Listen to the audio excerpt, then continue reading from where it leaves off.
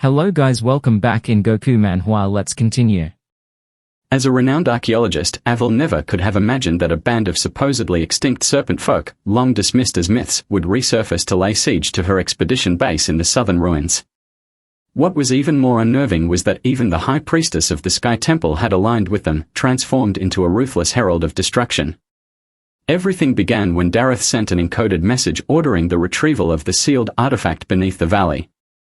Immediately after, waves of serpent folk emerged from the jungle, storming into the outer camp, unleashing chaos and burning down research tents, slaughtering anyone in their path. The guards, stunned by the swift and brutal attack, begged the aging commander Rel to breach the inner gates and counterattack. But Rel knew all too well that charging now would be suicide. Their best chance lay in fortifying their current position and waiting for backup. What puzzled him most was how the protective wards, drawn from centuries-old scrolls and blessed by clerics, had been shattered so effortlessly by these creatures. The revelation left him shaken. However, the guards, unaware of the deeper threat, acted on instinct. They thought only of saving their comrades, and several began dismantling the crates sealing the army door. Seeing this, Avil urgently warned them to stop. She reminded them that rushing in without a strategy would only worsen their odds and assured them the scholars and clerics were working to reinforce the defenses. But then, a haunting sound echoed through the chamber. When she turned, she was stricken to see her mentor lying motionless on the floor. A red gash stretched across his temple. The culprit was none other than the Sky Priestess. Her allies wielded explosive crystal shards, unstable and crude but immensely destructive. In this realm of relics and spiritcraft, such weapons could tear through flesh and stone alike. Hidden among the shadowed ridges of the canyon, the serpent folk took calculated shots, eliminating defenders with chilling accuracy. When Avil caught sight of dozens more slithering up the ravine wall, her heart clenched in dread. She couldn't understand why the ancient spirits were siding with the sand wraiths, or how their ethereal chants could summon such deadly storms. At that moment, Clay stood firm, conjuring a wind barrier to deflect the incoming shards of razor-like sand. In his mind, the reasons were irrelevant. What mattered now was that the spirits viewed humanity as their enemy. Just then, the spirit matriarch raised her staff and called out to the swirling winds. In the old days, she declared, humans plundered our temples and silenced our voices. Now the time had come to reclaim what was lost. Immediately, the spirits floated above the dunes, their arms outstretched, directing cyclones toward the soldiers trying to flee through the outer corridors. Witnessing this, Commander Kling wasted no time in casting a forbidden incantation known as Celestial Seal.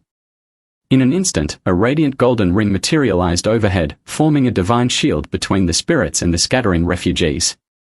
Gasping for breath, he urged his granddaughter to flee while she still could, explaining that the spell drained his life force rapidly and he wouldn't be able to hold it for long. But before he could utter another word, a breathless scout sprinted over to them and reported with terror that the western pass had also been overtaken. The rear path was now completely encircled by sand wraiths. Kling's mind reeled. Not once in his life had he imagined such lowly creatures could hold this much power. A young tactician, having watched the approaching swarm from the tower, turned to Avil and pleaded for her guidance. Could it really be that a strategist of her rank had no plan, no solution, nothing but frozen fear while the people perished? Suddenly, a cry rang out, and all eyes turned to a distant spire. "Look there, it's the Phoenix Sentinel. We are going to live." Cries of hope erupted through the crowd. "Guardian of the sky, you have come at last. No one else commands such honor and might. Please save us." But just as the rising tide of hope crested, an unthinkable twist unfolded. The Phoenix Sentinel vanished from the rooftop, only to reappear before the golden seal in a blur of crimson flame. Her halberd blazed with intense energy. Without hesitation, she invoked a long-lost technique. A scarlet arc of destruction shot toward the celestial barrier, slicing the protective ring in two with a single blow. With a single strike, the ether ward was obliterated. The impact was so powerful it hurled Avil from the observation tower, her body slamming into the shattered stone below. Yet the shockwave didn't end there. It tore through the battlefield with catastrophic force. Witnessing the oncoming disaster, Kling immediately invoked an ancient earthbound sigil in a desperate bid to deflect the energy. But he had gravely overestimated his strength. As the two forces clashed, the former archsage of the Obsidian Circle realized how feeble he had become. His protective field shattered like glass and he was hurled from the wall, hitting the earth like a broken doll. Dazed, he looked up to find the Sentinel of Embers standing atop the ridge. Her expression was vacant, her flaming eyes sweeping across the wreckage below without a trace of compassion. Cla, trembling with fury and disbelief, bellowed up at her. "Have you forgotten who we are? Do you even realize you're helping the very force that seeks to destroy this realm?" But she gave no reply. She stood motionless, her silhouette a chilling omen beneath the stormlit sky. Her silent glare sent a wave of dread through those who remained. Cla turned toward Avil, who was struggling to rise, and whispered urgently that the Sentinel was no longer herself. They had to retreat into the sanctuary immediately. Without looking back, he bolted toward the inner sanctum, ignoring the cries that followed. Desperate townsfolk reached for him, screaming for help. "You swore to defend us. Why are you abandoning us now?" At that moment, a dark-winged beast circled above the broken tower, its rider cloaked in silver flame. The rider, known only as Verin, whispered close into the Sentinel's ear. "These people are hollow vessels, are they not? You heard them.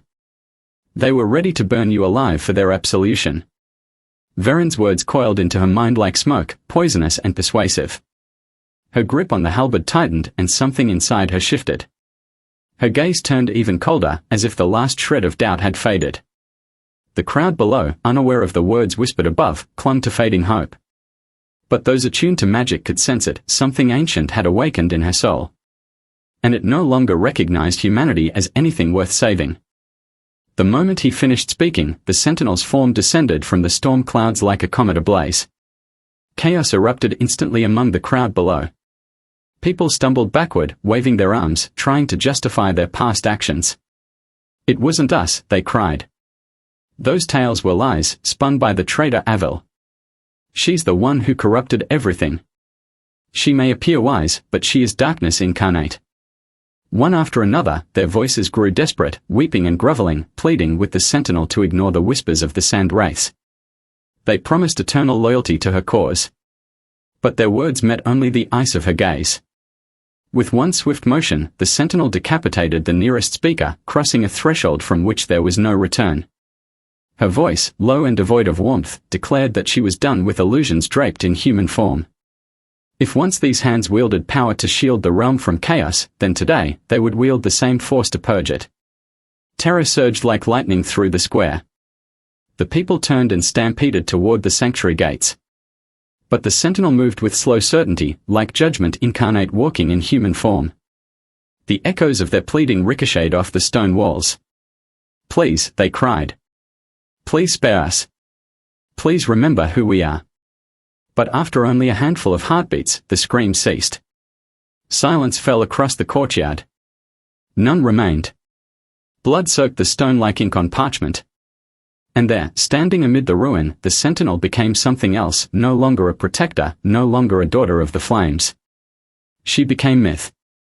She became ruin. From that day forward, legend spoke not of a savior, but of a scourge in scarlet armor. The red-stained gate marked her transformation.